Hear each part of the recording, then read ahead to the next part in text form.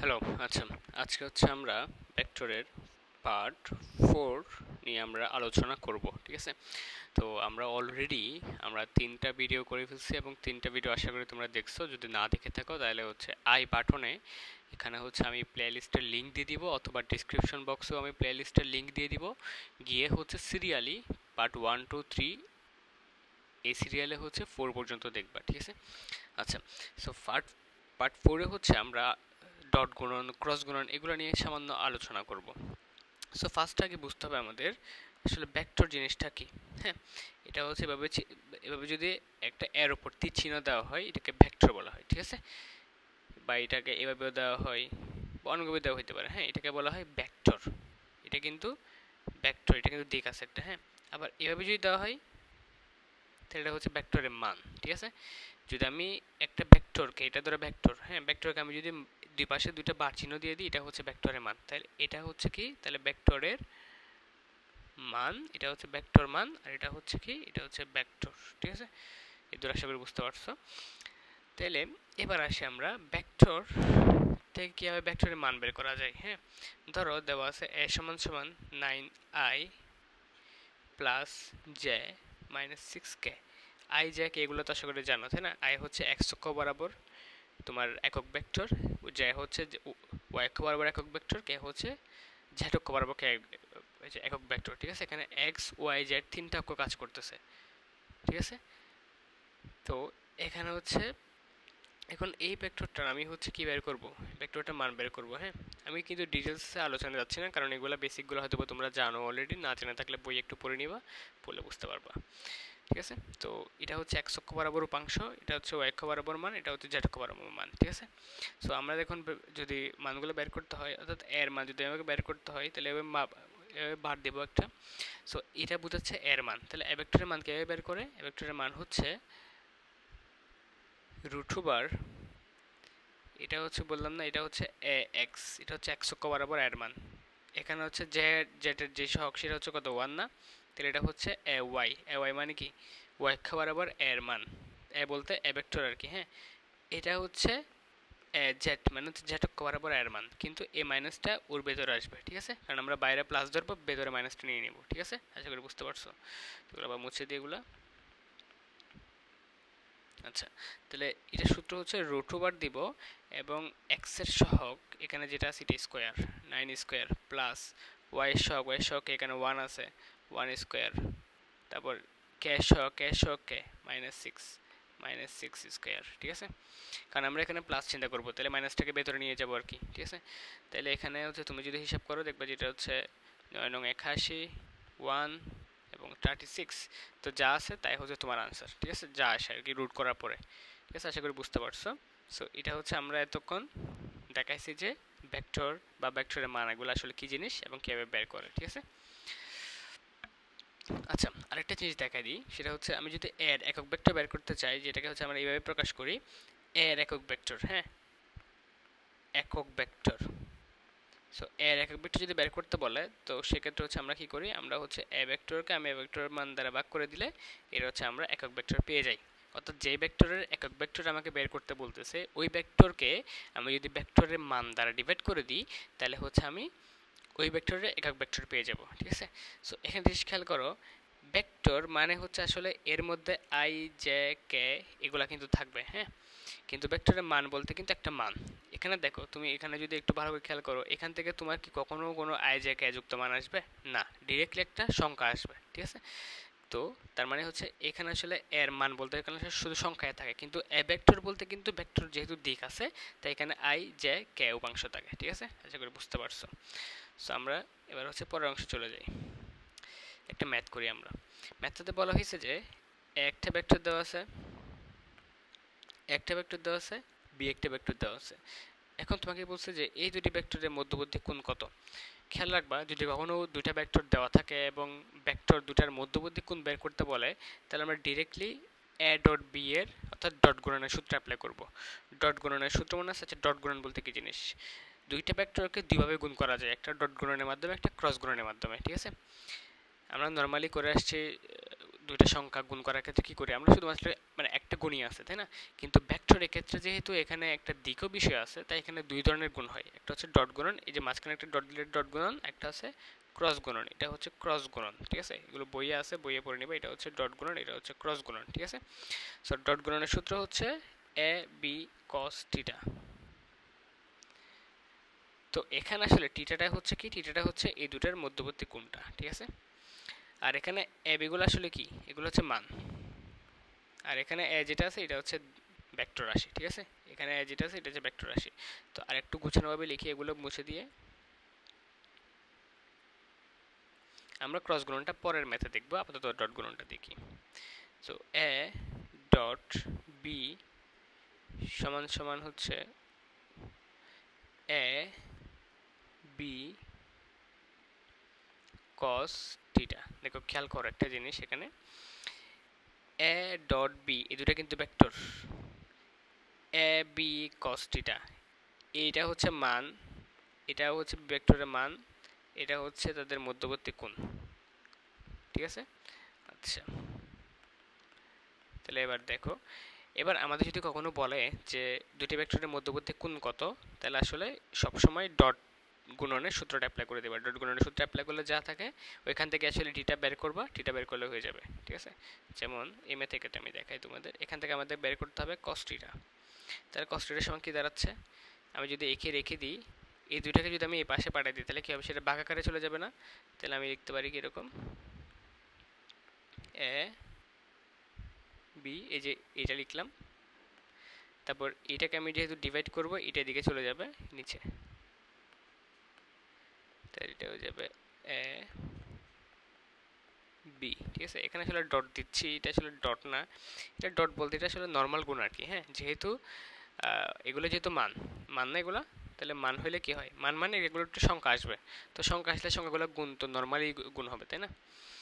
আচ্ছা, এবার এখান থেকে আমি এই মানগুলো কি হবে দেখো, এর মানটা কি, এ ভেক্টরের মান হচ্ছে এই যে এটা, এখানে বসে দাও। এ ভেক্টরের মান হচ্ছে 9i plus J minus 6k, তারপর ডট গুণন থাকবে মাঝখানে, তারপর হচ্ছে বি, বি কোনটা, বি হচ্ছে এটা, এই বি এর মানটা বসে দাও। আমি কিন্তু তোমাদের ডট গুণন কিভাবে করে এটা দেখাই নাই, এখানে একসাথে দেখাই ফেলবো।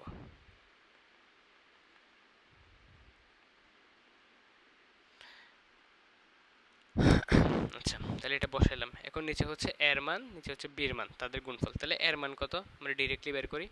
এর মান আমরা এখান থেকে বের করতে পারি না, এই যে 9 স্কয়ার 1 স্কয়ার মাইনাস 6 স্কয়ার, তাই না? এগুলো তো আমরা করছি অলরেডি, আমরা জানি। তো 9 স্কয়ার 1 স্কয়ার মাইনাস 6 স্কয়ার, সেমভাবে বের হচ্ছে বি এর মান। সো বি এর মানটাও সেম, রুট ওভার বি এর এই যে 4 স্কয়ার মাইনাস 6 স্কয়ার 5 স্কয়ার, ঠিক আছে? 4 স্কয়ার মাইনাস 6 স্কয়ার 5 স্কয়ার, দেখো বুঝছো কিনা?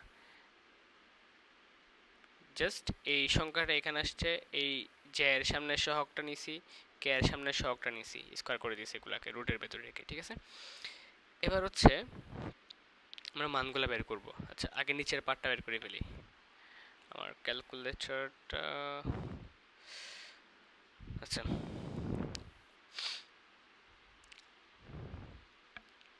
এই দুটো হিসাবগুলো কত আসে,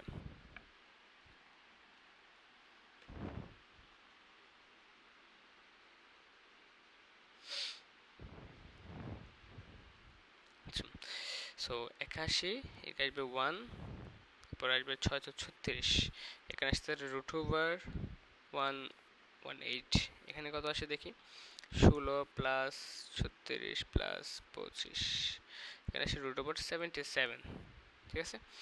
আচ্ছা, উপরের দিকে কি হবে দেখো, এই দুটো কিন্তু নর্মাল সংখ্যা জাস্ট নিচেরটা।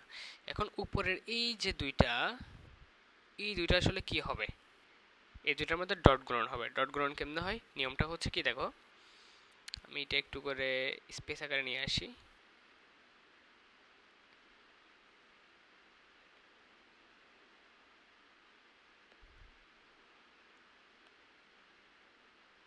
একটু দেখো, আমি স্পেস আকারে নিয়ে আসলাম এটা যাতে বুঝাতে পারি আর কি।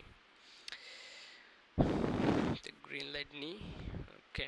সো দেখো, আমি যখন এটা একটা ভেক্টর, এটা একটা ভেক্টর না, দুটা ভেক্টরের মধ্যে যখন আমি ডট গুণন করব, তখন নিয়ম হচ্ছে কি একদম সিম্পল, আই এর সহগ আই এর সহগ গুণ করে দিব, জে এর সহগ গুণ করে দিব, কে এর সহগ গুণ করে দিব, গুণ করে প্লাস করে করে বসাবো, ঠিক আছে। সো চলো শুরু করি। ফার্স্ট হচ্ছে আই এর সহগ হচ্ছে এইদিকে 9, এদিকে 4, তাহলে 4 9 কত 36, ওকে। তো প্লাস 36 না, হ্যাঁ প্লাস 36। এবার জে এর সহগ আসি, জে এর সহগ কত, এটা মুছে দিই না একটু কনফিউজ হতে পারে। আচ্ছা 4 9 36 আসছে, তাই না। এবার আসি জে এর সহগ, এখানে কত +1, জে এর সহগ এখানে কত -6, তাহলে +1 ইন্টু -6 কত হয় -6, ঠিক আছে। আবার প্লাস দিলাম। এবার আসি কে এর সহগ, তাহলে এটা মুছে দিই, কে এর সহগ আসি, কে এর সহগ কত, কে হচ্ছে -6, এদিকে সহগ হচ্ছে +5, তাহলে -6 + 5 কত হবে 5 6 30, কিন্তু -30, যেহেতু -30 কেন হয়েছে, কারণ এর এখানে কিন্তু প্লাস, সরি এর এখানে মাইনাস, এর এখানে প্লাস, তাহলে প্লাসে মাইনাসে মাইনাস না, হ্যাঁ। সো -30, দেখো বুঝছো কিনা। তাহলে এটা আমি যদি পরের লাইনে লিখি, এটা কি লিখতে পারি 36, এটা হয়ে যাবে -6, এটা -30, আর এদিকে √118 ইন্টু 77 চাইলে আমরা একসাথে লিখে ফেলতে পারি, যেহেতু দুটার মধ্যে রুট আছে। একটু ক্যালকুলেট করে দেখবে আর কি, এটা আমি আর করতেছি না, আমার কাছে এখন ক্যালকুলেটর নাই, তো জিনিসটা আমি করতে পারতেছি না এখন। সো ঠিক আছে, এখন দূরে যা আসে তা বাই দূরে রাখতে পারো। এখন উপরে কি হয়, 34 থেকে 30 বাদ গেলে 6 থাকে, 6 থেকে 6 গেলে 0 থাকে, তাহলে এটা হচ্ছে যেই থাকবে থাকুক, তোমার আনসার কি চলে আসতেছে 0 চলে আসতেছে। সো তোমাকে জিজ্ঞেস করছে তাদের মধ্যবর্তী কোণ কত, তাহলে এটার আনসার 0, 0 কে সামথিং দ্বারা ভাগ করা মানে 0 থাকবে।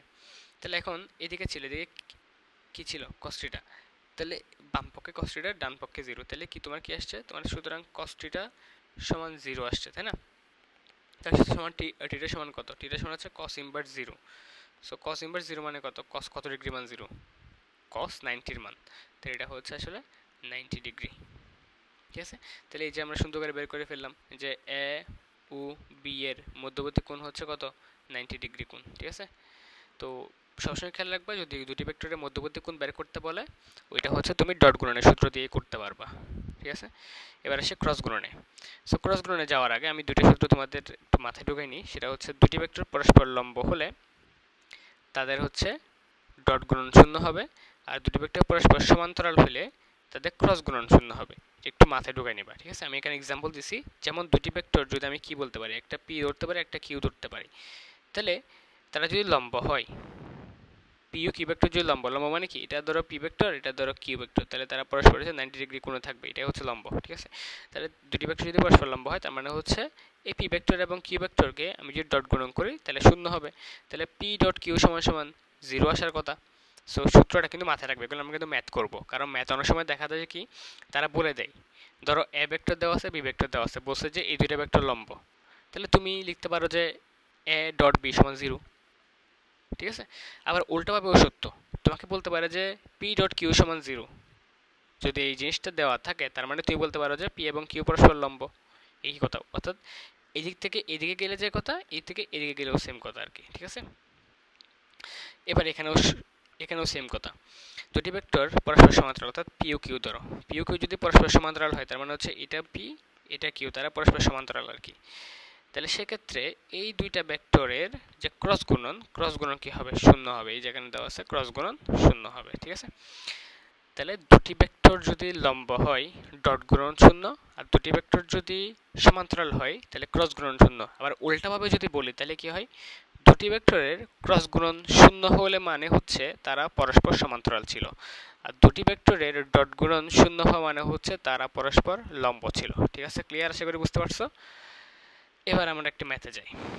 এবার এই ম্যাথে আমরা একসাথে দুটো জিনিস শিখব, একটা হচ্ছে এই ধরনের ম্যাথগুলো, এই যে সমান্তরাল বলক বা লম্ব বলক, এই ধরনের ম্যাথগুলো কীভাবে করে, আর একটা হচ্ছে এখান থেকে আমি শিখবো যে একসাথে ভেক্টর গুণন কীভাবে করতে হয়, ঠিক আছে। একসাথে দুইটা কাজ করবো আমরা।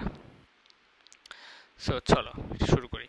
সো দেখো কি বলছে, এখানে বলছে এ একটা ভেক্টর দেওয়া আছে, বি একটা ভেক্টর দেওয়া আছে। এখন এই ভেক্টরের দুইটি এম এর মান কত হলে, এম বলতে আসলে কে, এম বলতে এখানে অবশ্যই কিছু একটা জিনিস মিসিং আছে, এই যে এম, এই এম এর মানটা এখানে কত বসাইলে ভেক্টরদের পরস্পর সমান্তরাল হবে। ভেক্টরদের বলতে কি এ ও বি আর কি, হ্যাঁ, এ ও বি পরস্পর সমান্তরাল হবে। তাহলে আমরা কি জানি দুটি ভেক্টর সমান্তরাল কখন হয়? যখন, এই যে দেখো এখানে কি লেখা আছে, দুটি ভেক্টর পরস্পর সমান্তরাল কখন হয়? যখন তাদের ক্রস গুণন শূন্য হয়। তাহলে এখানে যেহেতু তারা বলেই দিছে আমাকে যে ভেক্টরদ্বয় সমান্তরাল, তার মানে আমি হচ্ছে তাদের ক্রস গুণফল শূন্য বলতে পারি না। তো আমরা বলবো যে যেহেতু এ ও বি ভেক্টর দ্বয় পরস্পর সমান্তরাল, এটা কিন্তু প্রশ্নেই বলে দিছে সমান্তরাল হলে তাহলে এম এর মান কত বের করতে বলছে আর কি। যেহেতু এ ও বি ভেক্টর পরস্পর সমান্তরাল, সুতরাং আমরা বলতে পারবো যে এ এবং বি এর ক্রস গুণন অবশ্যই শূন্য হবে। এবার আমরা আমাদের টার্গেট হচ্ছে এ ও বি এর ক্রস গুণনটা বের করা, এবং ক্রস গুণন বের করার পরে তাকে শূন্য লিখে ওইখান থেকে আমি যে এম এর মানটা বের করা, ঠিক আছে। তাহলে এ এবং বি এর ক্রস গুণন কেমনে করে আমরা দেখি। এ ক্রস বি, এখন এ ক্রস বি বলতে কি আসলে কার কার মধ্যে গুণ? এ হচ্ছে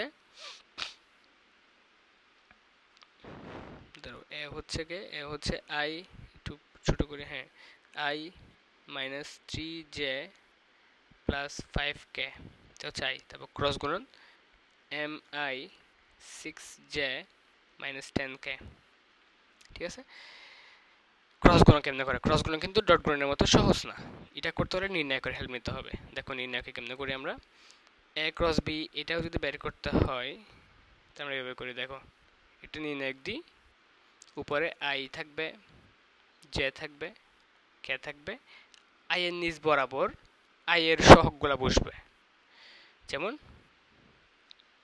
এটাতে আসি, ফার্স্টে এ বসবে, দেখো ফার্স্টে যে থাকবে ক্রস গুণনে এখানে, তাকে সিরিয়ালি এখানে সেকেন্ড লাইনে বসাতে হবে, যে পরে থাকবে তাকে হচ্ছে পরের লাইনে বসাবা। এটা কিন্তু সিরিয়াল ক্রস গুণনে কিন্তু মেনটেন করতে হবে, ডট গুণনে না করলেও চলে, কিন্তু ক্রস গুণনে সিরিয়াল মেনটেন করতে হয়, যে আগে আছে তাকে আগে বসাতে হয়। তাহলে এখানে আই এর এখানে সহগ কে 1 না, তাহলে 1 এখানে বসালাম। যে যে এখানে আসি, যে সহগ কি -3, তাহলে -3 এখানে বসাই, -3। কে কে সহগ কত +5, তাহলে +5 এখানে বসাই, তাহলে এর বসানো শেষ। এবার আসি বিতে, এই যে এখানে, তাহলে আবার আয়ের সহগ এখানে কে আছে এম, এবার আসি জে সহগ এখানে কে আছে +6,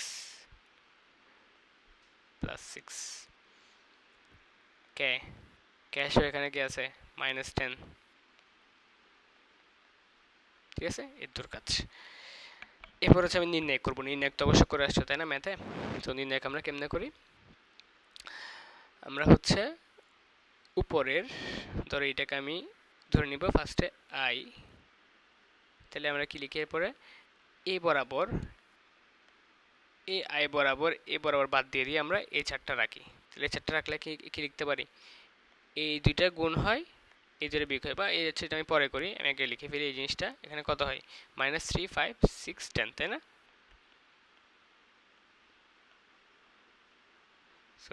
এটা বসে দিই, -3, 5, 6, -10, ঠিক আছে। আর এটা বসানো শেষ।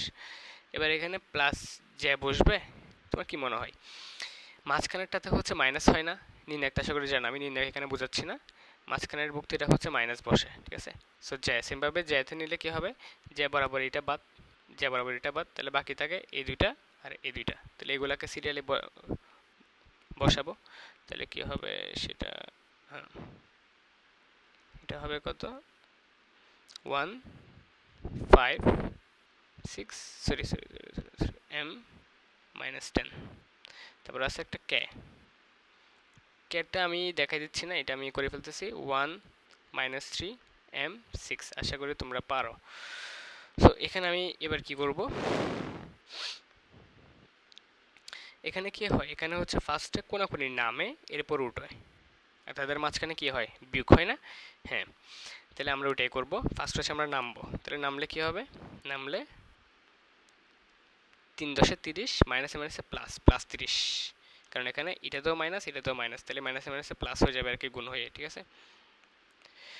তারপর মাইনাস, এরপর হচ্ছে আমি কি করব উঠবো, তাহলে 5, 6, 30 না +30, তাহলে এখানে 30 হবে এটা। তারপর আসি সেকেন্ডটাতে, জের ক্ষেত্রে কি আবার সেম, প্রথমে নামবো, তাহলে নামলে কি হবে দেখো এখানে হিসাব করে 10 একে 10 কিন্তু -10, তারপর মাইনাস, তারপর আবার কি উঠবো 5 একে 5 তাহলে 5m প্লাস কে, এর ক্ষেত্রে কি হবে প্রথমে নামবো তাহলে কত হবে 6 একে 6 মাইনাস, তারপর উঠবো কত -3m, তাহলে এদিকে মাইনাস মাইনাসে প্লাস 3m হয়ে যাবে না, কারণ এখানে একটা মাইনাস আসছে, এখানে অলরেডি আগে থেকে একটা মাইনাস ছিল, তাই দুইটা মিলে হচ্ছে প্লাস হয়ে গেছে, ঠিক আছে। ওকে, সো এবার দেখি এটা কত, এটা মানে কিন্তু 0 হয়ে যাবে তাই না, তাহলে i এর কোনো অংশ নাই, 0 হয়ে গেছে। এখানে কত আসবে, এখানে -10 -5m, এখানে 6 প্লাস 3m। আচ্ছা, তো এখানে আমি একটা কাজ করতে পারি, সেটা হচ্ছে এই যে মাইনাস, এখান থেকে আমি যদি একটা মাইনাস কমন নিয়ে নিই, এই যে এখানে মাইনাস আছে, এখানে মাইনাস আছে, আমি যদি এখান থেকে মাইনাস একটা কমন নিই তাহলে কি হবে, একটা মাইনাস কি বাইরে চলে আসবে না, তাহলে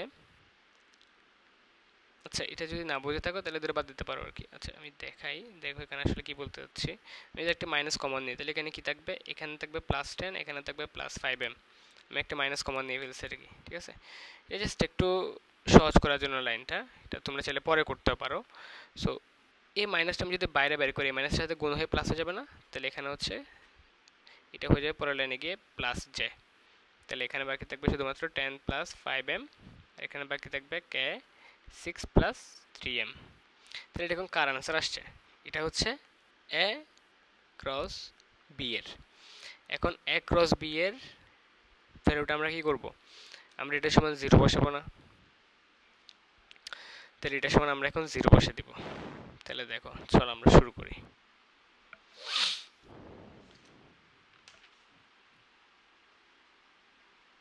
সেখানে একটা ব্যাপার আছে, হ্যাঁ আচ্ছা এখানে জিনিস খেয়াল করো, আচ্ছা ফার্স্টে বসে আমি জানি যে দুইটা, এই যে এখানে লিখছি কিন্তু একটু দেখাই তোমাদের, হ্যাঁ এও বি পরস্পর সমান্তরাল হইলে তাহলে এটা হবে তাই না, তাহলে আমি a ক্রস b এর ভ্যালু তো বের করা সেই, এটা সমান আমরা 0 লিখবো না, তাহলে প্রশ্ন মতে a ক্রস b সমান 0, তার মানে হচ্ছে a ক্রস b মানে কত, এই মানটা পাইছি, এই মানটা বসাই দিই, তাহলে এই মানটা হচ্ছে j into 10 + 5m plus k into 6 + 3m, 6 + 3m সমান কত, সমান 0।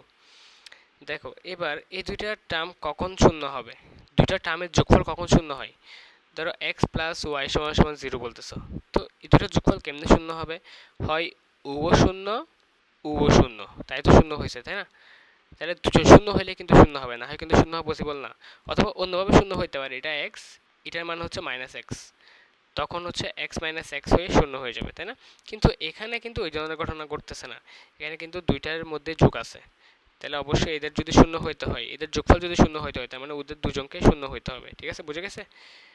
তাহলে এখানেও সেম কন্ডিশন, আমি এখানে বলবো যে এদের যোগফল যেহেতু শূন্য, সুতরাং আমি আলাদা করে বলতে হবে যে সুতরাং যে 10 প্লাস, আচ্ছা যেহেতু শূন্য হবে না, এখানে জে এর সহগ শূন্য হবে আর কি। দেখো এখানে জে এবং কে এগুলো মান কিন্তু শূন্য হয় না, এগুলো এক এক ভেক্টর, হ্যাঁ তাহলে এগুলো শূন্য হবে না, তাহলে এখানে কে এই জিনিসটা অবশ্যই শূন্য হবে, এটা তো বুঝতেছি, এই জিনিসটা শূন্য হলে তাহলে কে শূন্য হতে পারে, তাহলে এই অংশটা শূন্য হবে, যার কারণে এটার গুণফলের কারণে এটাও শূন্য হয়ে যাচ্ছে, টোটাল যোগফল শূন্য হচ্ছে, গুণফলটা শূন্য হচ্ছে তাই না। তাহলে আমরা বলতে পারি যে আসলে কে শূন্য, এখানে জাস্ট যে বাদে বাকি অংশটা বা কে বাদে বাকি অংশগুলো শূন্য হবে, তাহলে আমরা বলতে পারবো যে 10 + 5m = 0 এবং 6 + 3m = 0। দেখো এখানে একটা ওয়ার্ড ইউজ করছি এবং, এখানে কিন্তু অথবা ইউজ করছিলাম আমরা, কখন ইউজ করছিলাম মনে আছে,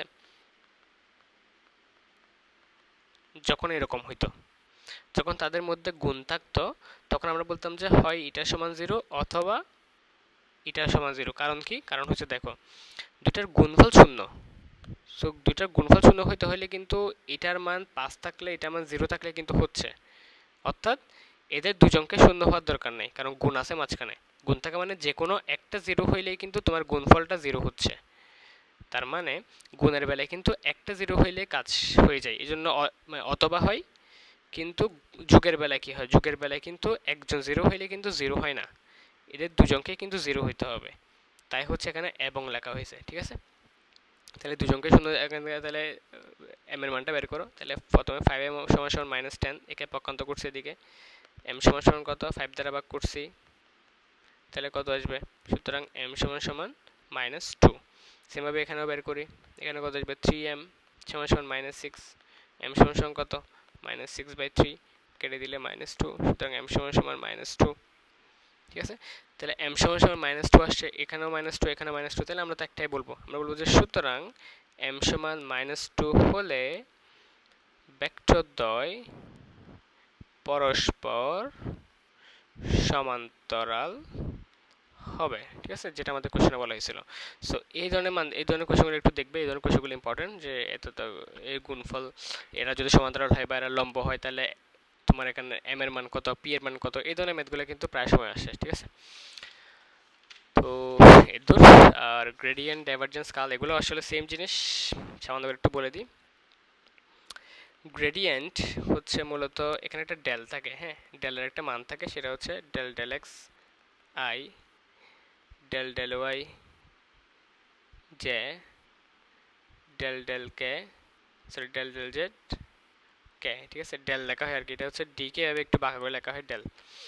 তো এটা হচ্ছে ডেলের মান, এটা আসলে ডেল না, এটা হচ্ছে উল্টা ডেল বলা হয় আর কি, এটা ডেল তো এবার লেখা হয় তাই না, এটা হচ্ছে উল্টা ডেল বলা হয় আর কি। আচ্ছা, সো এটা হচ্ছে গ্রেডিয়েন্টের ক্ষেত্রে কি হয়, গ্রেডিয়েন্টের ক্ষেত্রে হচ্ছে এই যে এটাকে নেবলা বলা হয়, হ্যাঁ, এই যে নেবলাটা আছে, নেবলার সাথে একটা পাই নর্মাল গুণ করে দিলেই হয়ে যায়। পাই বলতে এটা আসলে একটা সংখ্যা, তাহলে ডেলের মান যদি এটা হয়, তাহলে এগুলো প্রত্যেকটার সাথে কি হয়ে যাবে, এটা পাই গুণ হয়ে যাবে, জাস্ট এর দূর।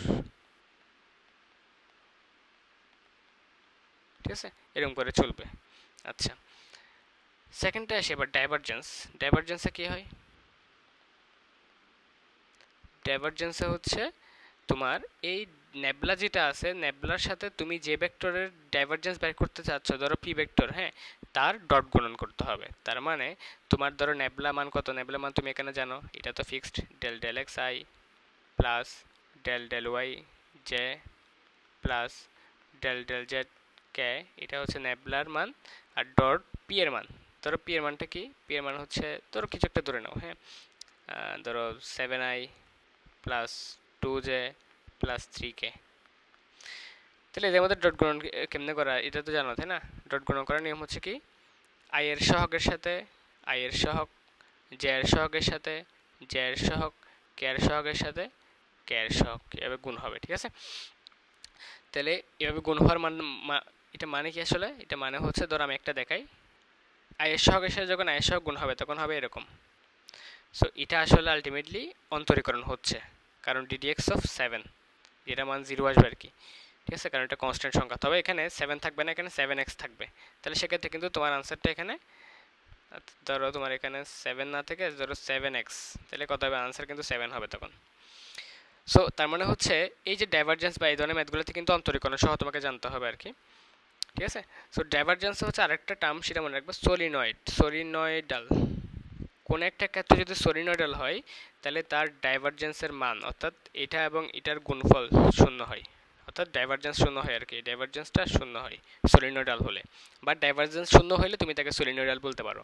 আর কার্ল হচ্ছে কি, কার্লও হচ্ছে সেম, তোমার যে নেবলা আছে, নেবলাটা কিন্তু সব জায়গায় থাকতেছে, নেবলার সাথে জাস্ট তোমার যে ভেক্টরে কার্ল বের করতে হবে তার ক্রস গুণন। যেমন যদি আমাকে পি ভেক্টরে কার্ল বের করতে বলে, তাহলে আবার সেম মান, এখান থেকে যে এই জিনিসটা পাইছি এটা এখানে বসাবা, এখানে যে ভেক্টর সেটাকে বসাবা, মাঝখানে জাস্ট আগে ছিল, দেখো আগে কি ছিল, আগে ছিল ডট গুণন না, এখানে এই যে এখানে তাদের মাঝখানে ডট গুণন ছিল, এখন জাস্ট তাদের মাঝখানে ক্রস গুণন হবে, জাস্ট এটাই পার্থক্য। ঠিক আছে, তাহলে কার্ল এবং ডাইভারজেন্সের পার্থক্য হচ্ছে কি, জাস্ট এখানে একটা ডট গুণন থাকে আর এখানে এটা ক্রস গুণন হবে, বাকিটা কিন্তু সেম দেখো।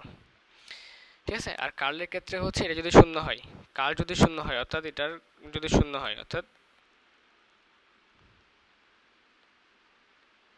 কার্ল যদি শূন্য হয়, তার মানে হচ্ছে এটা আসলে এটাকে বলা হয় অগুণনশীল, অর্থাৎ সেটা ঘুরতেছে না।